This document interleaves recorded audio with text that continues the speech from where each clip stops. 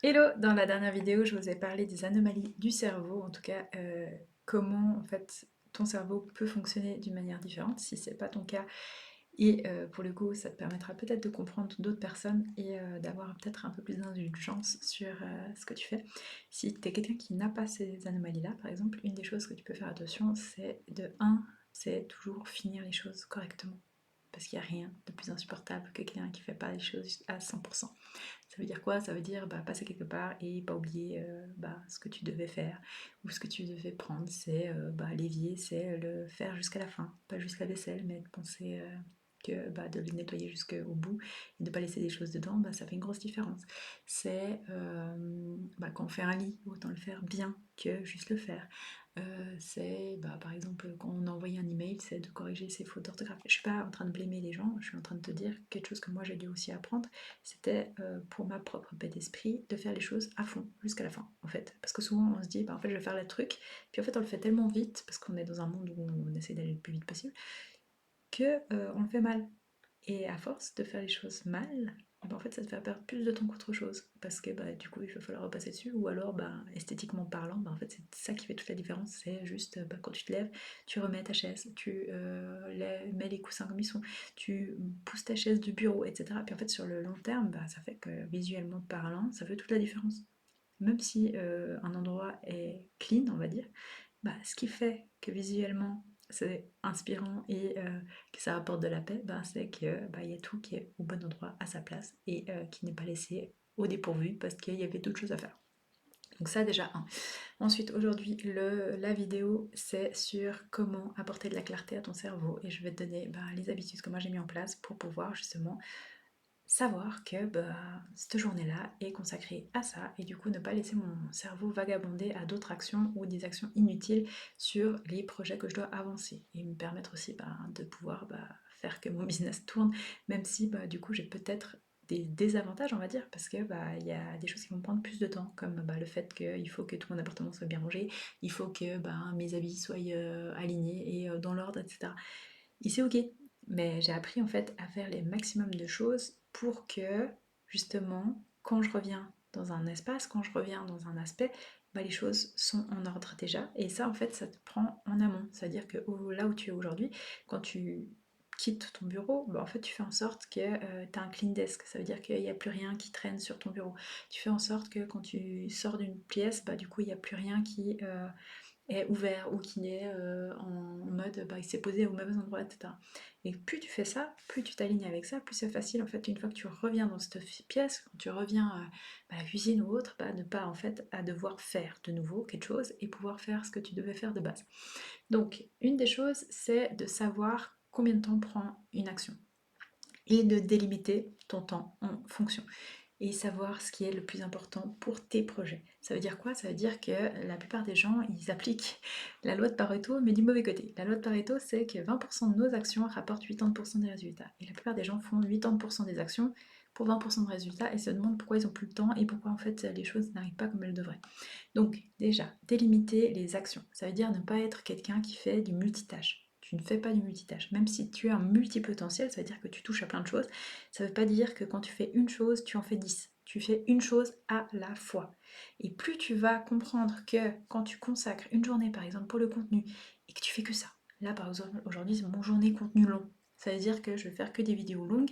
Ensuite, je vais les programmer, faire que qu'est-ce qui est en rapport avec ça. Et ça va me permettre de me libérer cette tâche pour tout le mois. Donc ça me demande du temps, mais ça me demande du temps concrètement sur une journée. Et c'est le maximum. Ça veut dire que si tu te donnes une semaine, 2 semaines, 3 semaines, oui, tu verras que tu vas faire une vidéo aujourd'hui, une vidéo demain, une vidéo après-demain, et qu'au final, ça t'aura pris une semaine. Alors que si tu te dis c'est une journée et c'est pas plus, ça sera une journée et pas plus. Et généralement, ça peut prendre même moins. Ça dépend comment tu es efficace, etc. Donc là, c'est déjà de préparer les choses en amont. Ça veut dire, ok, je sais que j'ai une demi-journée de contenu long, mais par contre, je vais préparer les titres, je vais préparer ce que je vais parler. Donc en gros, pendant tout le mois, je sais que quand j'ai des inspirations ou quand durant mes coachings, il y a des choses qui ressortent, etc., je vais les marquer dans mes notes pour me dire, en fait, comme ça, quand j'arrive à mon journée contenu, j'ai déjà de l'inspiration parce que j'ai déjà des choses de quoi parler. je me retrouve pas ici à me dire, bah mince, de qu'est-ce que je vais parler aujourd'hui? Parce que bah, mon contenu fait partie intégrante de ma vie, de mes coachings, de mes accompagnements, et bah, c'est pour vous servir aussi, dans le sens que c'est pour vous apporter des clés, vous apporter des outils pour pouvoir mieux avancer dans votre vie et être plus serein et apaisé. Donc ça, déjà, ça ne veut pas dire donc que tu as une journée contenu, que tu penses pas à ça pendant tout le mois. Ça veut dire que bah, dès que tu auras de l'inspiration, tu vas le mettre dans un folder ou dans les notes qui sont dédiées à ça, et tu sauras que bah, une fois que tu y arrives, ça sera plus facile. Donc voilà, contenu long, contenu court, bah, ça c'est une demi-journée, je ne le fais pas au même jour. Et pourquoi? Bah, comme ça, moi je sais de mon contenu court, qu'est-ce que j'ai déjà parlé, et après bah, je peux évoluer avec le contenu long qui, pour le coup, sera plus sur YouTube ou Spotify, et que je puisse parler plus profondément des sujets. Donc deux choses complètement différentes, même dans la dynamique de la création, c'est différent. Et par contre, à l'époque, pour te dire, puis ça prend beaucoup de temps, c'est que je faisais du contenu presque tous les jours. Donc une story, un machin, machin. Aujourd'hui, c'est programmé, ça veut dire que ça va me prendre 2 jours, c'est programmé sur le mois, et tu as des outils pour ça. Et en fait, ça me permet que la création de contenu, qui fait partie de mon métier, mais qui n'est pas mon métier, puisse m'apporter bah, justement ce socle, donc cette fondation où les gens ils apprennent, ils continuent à s'informer, ils continuent à me connaître, à connaître mon travail, etc. pour qu'un jour ou l'autre, ils deviennent mes clients. Ça veut dire qu'ils suivent mes accompagnements, qu'ils suivent mes formations, qu'ils se fassent accompagner dans leurs problématiques spécifiques, parce qu'ils sauront que j'ai déjà répondu à ces problématiques-là. Et en fait, ça, c'est savoir, ok, qu'est-ce qui est important pour ton business, qu'est-ce qui est important pour ta vie. Par exemple, je te donne un autre exemple concret. Tu sais que ce que tu veux, c'est maintenir un poids et un certain pourcentage de masse musculaire dans ton corps. Donc, qu'est-ce que tu vas devoir te concentrer? 80%, 20%. Donc, 20% de tes actions sera 80% de tes résultats, ça sera dans la nourriture. Donc 20% de tes actions, ça sera de faire des meal prep, ça sera de savoir le nombre de protéines que tu as besoin, de savoir le nombre d'aliments que tu as besoin, de macros, etc. Donc ça, tu vas t'informer, tu vas commencer à apprendre sur le sujet. Et après, tu vas prendre une matinée ou une journée où tu vas faire tes meal prep. Ton dimanche, ça sera que des meal prep pour toute la semaine, comme ça, tu n'auras plus à y penser pendant toute la semaine. Et c'est ça aussi, ça s'appelle la programmation. Pourquoi? Parce que ça t'évite d'avoir des jours où tu es lazy, et du coup tu es fatigué, et du coup tu sais pas quoi faire à manger, et du coup tu finis par manger n'importe quoi. Ça t'évite en fait d'avoir des jours où bah, le week-end tu te dis bah, au final c'est cheat meal, et du coup bah, tu t'écartes de tes objectifs. Et ça en fait, cette discipline de planifier les choses t'aide tellement, parce que ton cerveau il aime vraiment d'avoir le moins de friction possible. Donc si tu lui enlèves toutes les frictions déjà de base, ce qui est bah, d'enlever les desserts, d'enlever, ou tu remplaces par des choses plus saines, on va dire. Ouais, faisons ça, parce que complètement enlevé, après vous devenez complètement rigide, et après ça va pas, parce que vous allez faire des pétages de câbles et aller dans tout l'opposé. Mais en fait, le but, c'est toi, tu arrives à mettre en place des habitudes qui te servent. Et en fait, pour moi, la planification, c'est quelque chose qui me sert beaucoup, parce que je sais que ben, ces jours-là, j'ai ça à faire. Je sais pas exactement le jour que c'est, parce que des fois, ben, il y a des choses dans le mois qui arrivent, et bah, j'ai pas exactement la perception. Mais par contre, je sais que pendant le mois, j'ai besoin. Ok, un jour de contenu long, un jour de contenu court. J'ai tant de coaching par semaine. Et pareil, moi j'ai organisé mes coachings que j'ai une semaine sur deux. Ça veut dire que comme ça, j'ai une semaine où je fais tous les accompagnements, qui me demandent beaucoup d'énergie quand même. Je peux pas donner des accompagnements puis ensuite avoir du temps pour me dire bah tiens, je vais lancer un projet créatif, je vais lancer une nouvelle formation, je vais commencer à faire du contenu. Non, je suis à 100% avec mes coachings, et bah, du coup, ça me demande d'être là pleinement et de pas devoir réfléchir à qu'est-ce que je dois faire, etc. C'est aussi pour ça que j'ai besoin de planification. Et après, ça me laisse une semaine où je peux justement avoir ces espaces de création de contenu, ces espaces de création de formation, ces espaces de penser à mon business. Donc CEO Day, ça veut dire faire l'analytique de la comptabilité, commencer à voir les projets, les choses qui doivent avancer le plus cette année, etc. Puis planifier en fait tous les 3 mois, je sais mes gros projets à faire pour avancer mon business. Mais ça veut dire que je sais aussi mes gros projets de l'année. Depuis janvier, je suis au courant. Et en fait, ça me permet de pouvoir couper mon gros objectif en petits objectifs. Ça veut dire que même si c'est des énormes objectifs, dans le sens niveau temps et énergie que ça demande, par exemple, on est passé du programme Teachable à un programme beaucoup plus performant qui est Go High Level. Et bah, du coup, bah, toutes les formations, j'ai dû les transférer sur, c'est des heures et des heures et des heures de travail sur cette plateforme-là, pour pouvoir améliorer le parcours client. Ok. Et en fait, ça, bah, j'ai commencé par une micro-formation, après, par exemple, fitness neuro-émotionnel, après j'étais bon, on va avancer sur l'autre grosse formation, puis c'était des gros chantiers. Mais en fait, les gens, ils voient pas ces gros chantiers. Ils pensent que tout est facile sur Internet, mais c'est un métier en soi. Donc on doit planifier plein de choses, on doit pouvoir percevoir le plus loin possible. Et avec ça, pour moi, le sport, c'est le plus important dans mes journées, parce que je sais que si moi, je suis pas bien, je peux pas aider les autres. C'est hypocrite pour moi. Et je voudrais jamais être la psy qui a besoin d'une psy. Et je suis pas psy, hein, mais c'est ça que je veux vous dire. Et du coup, ma santé mentale, c'est important, ma santé physique, c'est important, ma santé spirituelle, c'est important. C'est mes priorités. Et ça, je veux que dans mes journées, ça inclut ça. Donc pareil, je dois les planifier. Ça veut dire quoi? Ça veut dire que moi, ce que je vais faire, vu qu'aujourd'hui, je suis pas quelqu'un qui a besoin d'un cadre ultra rigide, parce que je suis déjà passée par ça, j'ai déjà confiance en moi, je sais que je fais les choses. Par contre, j'ai besoin d'indications, j'ai besoin de clarté, et j'ai besoin d'être sûre que ça soit assez clair et mis à disposition d'une manière que je n'ai pas besoin de réfléchir. Donc, par exemple, le setup des caméras, c'est déjà fait. Les habits que je vais mettre, c'est déjà fait.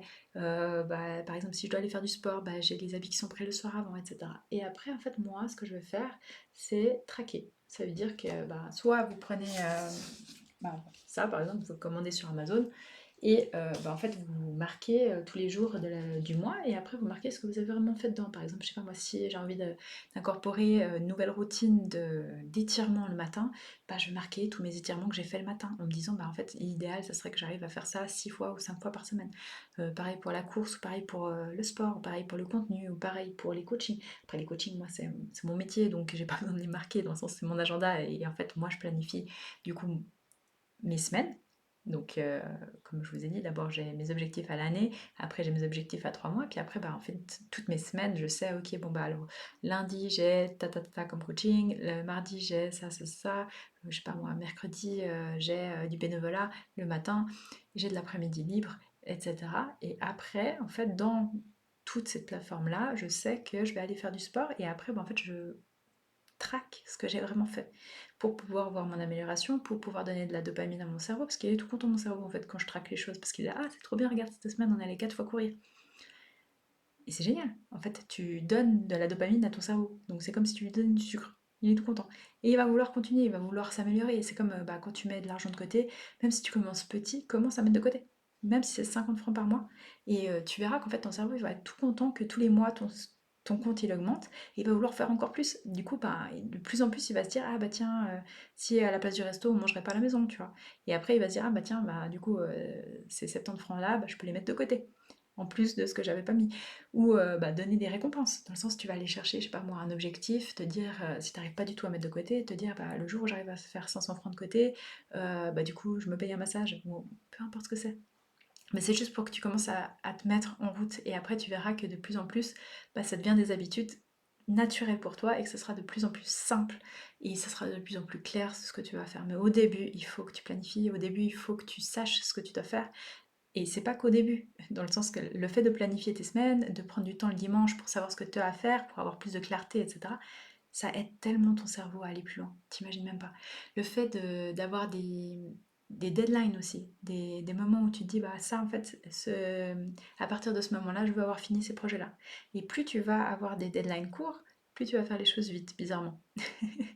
Parce que ton cerveau, en fait, plus tu lui donnes de temps, plus il va prendre du temps. Il va divaguer, il va faire d'autres activités, etc. Puis en rapport avec la vidéo que je t'ai mise avant sur les anomalies du cerveau, où tu vas chercher en fait à avoir trop d'ordre, etc. pour chercher le moment parfait pour commencer et tout, ça s'appelle la procrastination au bout d'un moment.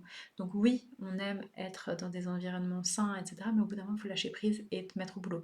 Et le moment où tu te mettras au boulot et que tu fais vraiment les choses, après, tu peux te donner comme récompense d'aller ranger ce que tu veux, par exemple, si tu es un peu maniaque de ce style-là.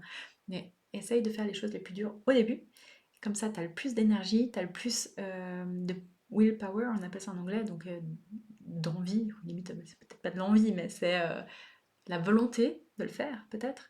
Et en fait, tu utilises ton énergie à bon escient pour te faire avancer vraiment dans les projets concrètement que tu as besoin dans ta vie pour atteindre ces objectifs que tu t'es mis.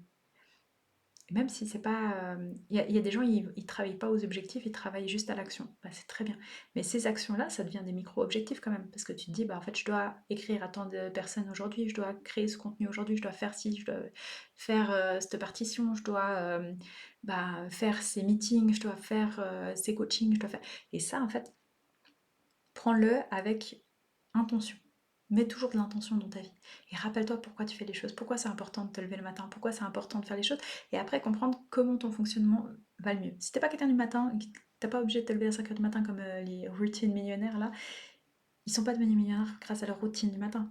C'est pas ça. C'est que eux, peut-être, ils sont du matin et ils ont besoin de faire ces choses pour avoir la clarté d'esprit et le temps pour leur business. Mais toi, bah, moi, par exemple, je suis quelqu'un du soir plutôt. Ou je suis quelqu'un qui n'a pas besoin de se lever tôt le matin et qui va très bien, dans le sens que même si je me lève à 8 ou 9 heures, je vais faire le travail. Je vais être là pour faire ce que je dois faire. Et ça, j'en ai aucun doute. Et ça, en fait, c'est parce que j'ai développé cette discipline d'être. Ça veut dire que je me fais confiance, mais par contre, je m'aligne. Ça veut dire que je vais essayer d'avoir le plus de clarté possible. Je vais essayer de planifier le mieux possible pour comprendre aussi mes zones de génie, mes moments aussi. Par exemple, est-ce que je suis plus apte à prendre par exemple un jour de congé au milieu de semaine ou je préfère le week-end. Moi par exemple, j'aime beaucoup travailler le week-end parce que du coup tout le monde est occupé à faire plein de choses. Et après, bah, le week-end, ben, moi j'ai quoi, le week-end je suis occupée, mais après la semaine j'ai du temps. Du coup, bah, en fait, il n'y a plus personne dans les magasins, il n'y a plus personne nulle part, et en fait, bah, tu gagnes encore plus de temps parce que bah, tu vas faire tes courses, il n'y a personne, tu vas faire de la poterie, il n'y a personne, et tu as quoi, voilà, t'as plus de liberté, je trouve, que en faisant le truc le samedi quand il y a trop de monde. Moi, ça me désespère en fait. Ça me donne pas du tout envie. Et ça, c'est ma vie. Mais après, chacun a sa vie, etc. Mais planifiez vos vies d'après vous, c'est le plus important. Il n'y a personne qui peut vous dire ce que vous devez faire ou ce que vous devez pas faire. Quand on te dit tu dois faire quelque chose, demande-toi est-ce que c'est nécessaire pour ma vie ou pas. Et après, si t'as les résultats que tu veux et que ça fonctionne pour toi, bah, est-ce que tu dois faire autre chose? Peut-être pas. Mais par contre, ton cerveau a besoin de clarté. Donc regarde bien si tu procrastines pas les choses ou si tu es vraiment aligné avec les choses que tu dis que tu as envie de devenir, donc tu as envie de faire, et la personne qui est requise pour y aller. Et bien évidemment, sois gentil avec toi-même, dans le sens que t'es pas obligé justement d'être trop rigide, t'es pas obligé d'avoir des journées qui ressemblent à la torture de 6h du matin à 22h, mais après, quand t'aimes ce que tu fais, souvent, bah, on passe plus de temps à faire ce qu'on aime, oui. Et ça, bah, en fait, il faut pas s'excuser. Tu devrais jamais devoir t'excuser du fait que tu as envie de travailler sur tes projets, tu devrais jamais devoir t'excuser du fait que t'as pas le temps, en fait, que tu dis non aux autres pour les autres choses, parce que tu veux avancer, parce que toi, tu as envie de devenir la personne que tu as besoin d'être. Et c'est ok. Et en fait, cette personne que tu vois, cette personne que tu rêves d'être, que tu rêves d'être accomplie en fait dans tes objectifs, ben, elle attend que toi. Elle attend que bah, tu commences à planifier tes semaines, que tu commences à planifier tes mois, tes années, et puis tu te dises, bah, en fait, ok, mon objectif, il est de faire x2 cette année, bah, en fait, j'ai réussi l'année passée, cette année, je vais essayer de faire un x3, etc. Et en fait, graduellement, de augmenter à chaque fois ses objectifs.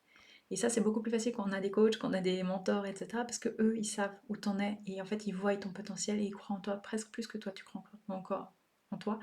Et en fait, ils t'aident à faire les steps parce que c'est difficile en fait, c'est comme des escaliers et le fait d'avancer, le fait d'évoluer, c'est jamais linéaire, c'est jamais comme ça. C'est toujours wouhou, hop là. Et en fait, il y a des gens, bah, des fois dans les phases plus down, bah, ils savent pas, ils ont pas les clés pour pouvoir avancer plus ou mieux. Et c'est là où ça pose problème parce que bah, tu vas faire les mêmes actions en t'attendant à avoir des résultats différents. Bien évidemment, comme Einstein le disait, bah, c'est de la folie de penser comme ça. Donc voilà, si c'est quelque chose qui te parle, moi j'accompagne les entrepreneurs, les entrepreneuses, les personnes ambitieuses qui sont déjà libres de leur vie. Ça veut dire qu'elles se lèvent le matin, bah en fait elles font, elles. Voilà, elles sont déjà.